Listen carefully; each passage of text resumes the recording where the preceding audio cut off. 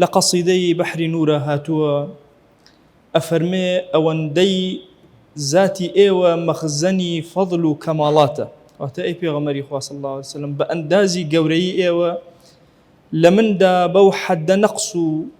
رزايل درج بنهانة بأندازي أو من خرافة كارمتي دخيلي أو صجي برقابيم جاري بيك جاري سر أفرازم بك فرمو تأي بيغمري خواه صلى الله عليه وسلم يك جار بيم بلي صجي بردركي خومانا أم عبد كردا صجي بردرقاي خومانا وكو جامي دلي دموشك هلاتو من سجيكي قر جگر تینوم دخوازم نمي لو بحر إحسانا يك نمي بچوك لو بحر إحسانا بيك دو قطري بچوك وق أفرمي بيك دو قطرة ترآوي حياتي وكو قتمير لكهفي خوتي يا ريدا سجي بردركي خوتانا شاعراني كورد زور كات وشي صجيان بكار هنا وبخويا زمنك لصحوة إسلامية أو ترى نابي الصق بو إنسان بكار بي وإنسان لبروي زور قوري نابي ناوي أجل كاني بو بكار بي سرتي متارامة مفهوم الركم كلفرمايشتي في غمرة صلى الله عليه وسلم نموني إنسان بأجل كان هاتوته ودو جور تمثيل من هي تمثيل لكي خراب وتشاق لقرآن والسنة تمثيل تشاك كان بإنسان بدرجاي ميجو هبو ودروسته لشريعته إتر سواء هب ولا أصحاب توتي يا ليتني كنت قرشا خوزقا مرة كبوم هي أنا فرميتي خوزقا بارچە پەڕۆیەک ئەبووم کە ئافرەتێکی حەیزدار بەکاری ناو فڕی ئەدا هەیانە وتوێتی خۆزگە مویەک ئەبم لەسەر سنگی سەیدنا ئەبوبەکر زۆرن ئەو بابەتانە و هەموو میلەتێکی شتێکی هەیە بەلایەوە جوانەیەکە لە ئاژەڵەکان بنمونە گەر بە مناڵێکی کورد بڵێ ماشەڵڵا و مناڵاڵەی شێرە باوکودایکی شانازی پێوەکەن بەزێگە بڵێ وەکو پشیلەیە پێیان ناخۆشە بەڵام بینەما کەسێکی فارس بەلایەوە پشیلە جوانە ڕووسیەک ورج بەلایەوە جوانە صينيك أجدها بلايو جوانا تركيا قرق بلايو جوانا قال بلاي منالكات قرق عيبينية أم تشبيهات أنا بدرجايم يجوبون ولا الشعر كردي كان يشاهد دروسن كمان هم ملابون خينوار وعالم بون بوي أم كلمات أنا بكار هناوا فتريك يا خومان بخومان كل ما نرخنا لسريان والله مدواتر كسيركين لا وتي أصحابه لزورق لا تابعين واردة أمر لخزمتنا لدوهمين وتاري مولودي في غنبرة صلى الله عليه وسلم أم هي باسق لباسكاني عقيدة باسكم كزوجر فراموشي أكين إما الزمنك أوان دوتو معنا في غنبر صلى الله عليه وسلم مروفيك وهادة بيشامان كمروفيك أسائي وكو إما بلام في غنبري خواه صلى الله عليه وسلم بشر وليس كالبشر بويا الزور شت هي هاولاني في غنبر صلى الله عليه وسلم وكو تبرك لبيغمبر صلى الله عليه وسلم بكاريان هنا وبشيك لسيرتي بيغمبر لأحاديث بيغمبر صلى الله عليه وسلم تبرك بمعنى شيء لزباني عربية بمعنى هالقرتني اشتبو بركات بو زيادبوني فضل وهروها بو شفاء بكار هنان أما بمعنى بركات دي لقرآني بيروزا باسي بركة كراوة هندي شوين هي مباركة هندي كات هي مباركة ببكة مباركا هندي الشت هي لسرزويا وكو شجرة مباركة هندي كات هي وكو مانجي رمضان كمانجي مباركة وهندي أشخاص هي كمباركة لعيسى عليه السلام فرمي وجعلني مباركا أينما كنت تبرك ببيغمبر صلى الله عليه وسلم كذاتي شريفي خوي مبارك بوا أما بشيك العقيدة إسلام يكن لو بشيك فراموش ما كردوا بيغمبري خواه صلى الله عليه وسلم ذاتي خوي بو خوي لهرشوين كابو به هموش تيكي جستي بيغمبر صلى الله عليه وسلم مبارك بوا وبكار هاتنا وكو تبرك بو يكاتي كاتشيت خزمت جياني هاولاني بيغمبر صلى الله عليه وسلم سيركي لحياتي خوشويستا تبركيان بكاره هنا لدواي مردني شي أشياء كان يبيان وكو تبرك بكاره هنا أنزب من نجرته لصحيح مسلم واردة فرمي بيغمري خواه صلى الله عليه وآله وسلم كاتيك بيانيان لمزقود أقرايا وجاء خدم المدينة خزمة كاركاني مدينة الريزيان أبس همو يعني شي دولت آوي كان بيغمري خواه صلى الله عليه وسلم دسي أخسنا ودولت آوي كان يعني ئەفەرمێ هەندێ ڕۆژ زۆر سارد بوو پێغەمبەری خوا صلی الله علیه وسلم هەر دڵی نەئەشکانن بۆ تەبەڕوک دەستی ئەخستە ناو ئەم دۆڵچانەی کە هێنا بوویان پڕ لە ئاو بوو. ئەفەرمێ فربما جاءه في الغداة الباردة فيغمس يده صلى الله عليه وسلم فيها لبربيانك زور ساردا أيان هنا كشي خوشويست دڵی نەئشکان و ئەو ئیشەی بۆ ئەکردن و دەستی ئەخستە ناوی. واتە جەسەدی پێغەمبەر صلی الله عليه وآله وسلم ئەصحاب بە مبارەکیان زانیوە بۆیە بەم شێوازە مامەڵە ئەکەن و خۆشەویستی دڵیش نەهیان لێ ناکە نەک نەهیان لێ ناکە بگرە خۆشی دەست ئەخاتە ناو ئاوەکانیانەوە بۆی ئاوەکانیان مبارەک بن و پڕ بە بەرەکەت ببن. ئەبی جوحەیفە بۆمان نەگیرێتەوە لە حەدیثێکی درێژە فەرمێ پێغەمبەریان صلی الله عليه وآله وسلم جارێکیان دەستنوێژی کرد لە مینا. ئەفەرمێ لەو کاتا کە دەستنوێژەکەی تەواو کرد خەڵک سەریان بەست دەستی پێغەمبەریان صلی الله عليه وسلم ئەهێنا بە دەموچاوی خۆیانە. ئەفەرمێ یەکێک لەوانە من بووم فأخذت بيده فوضعتها على وجهي دەستی خۆشەویستم خستە سەر دەموچاوم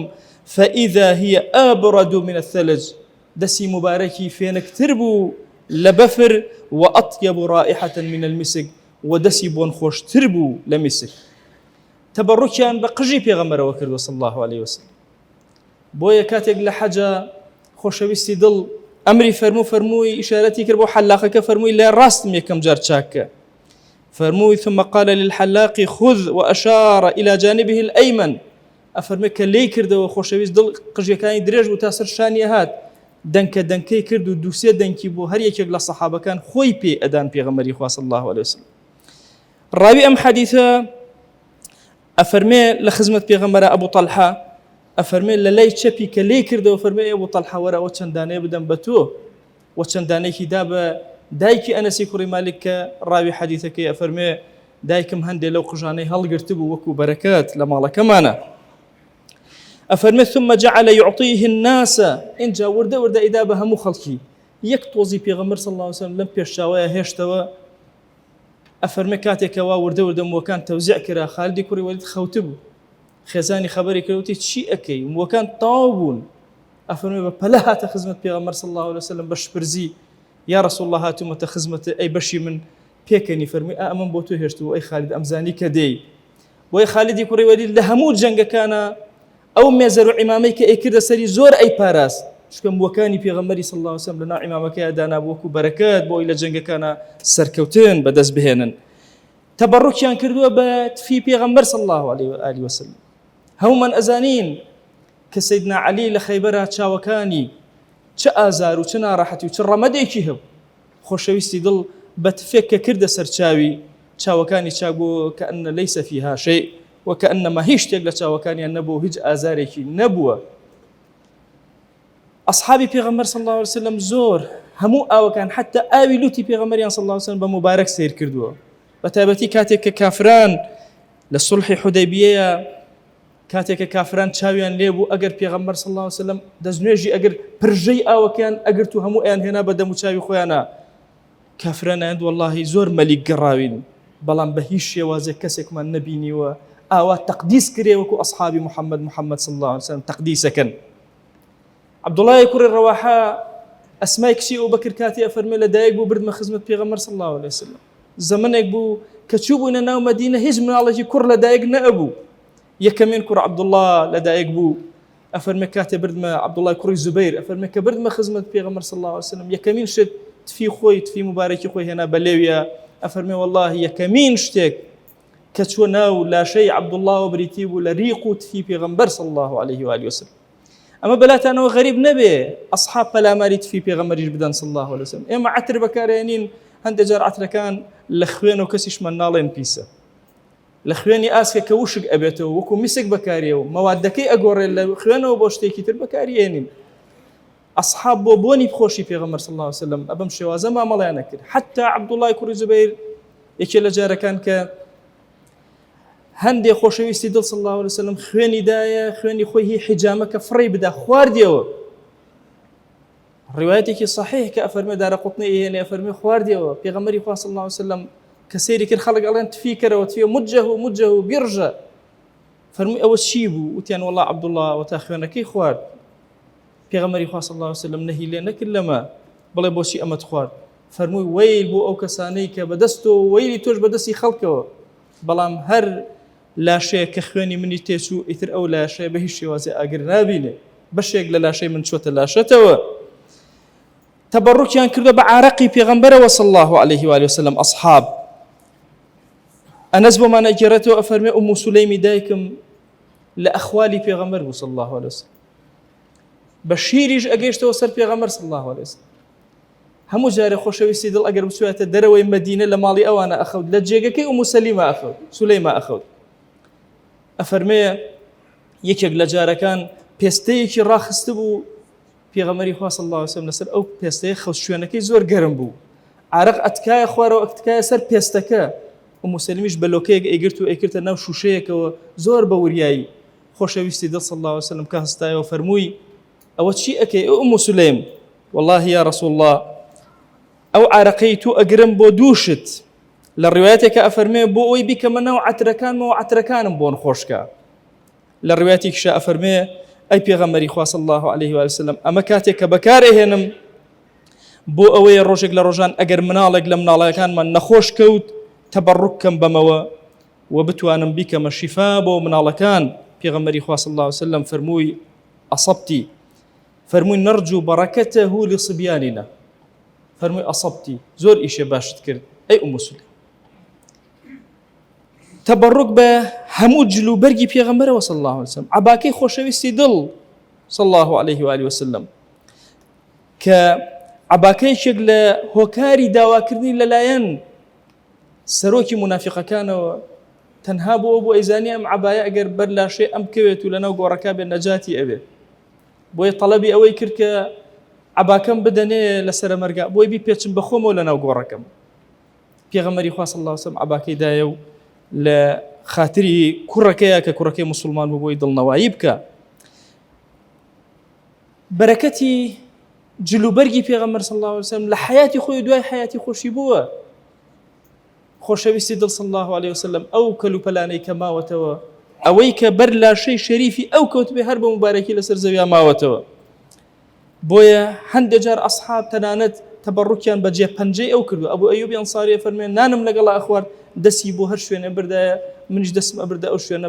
بەشک و جێپەنجەکانم بەر جێپەنجەی پێغەمبەر بکەون صلی الله عليه وآله وسلم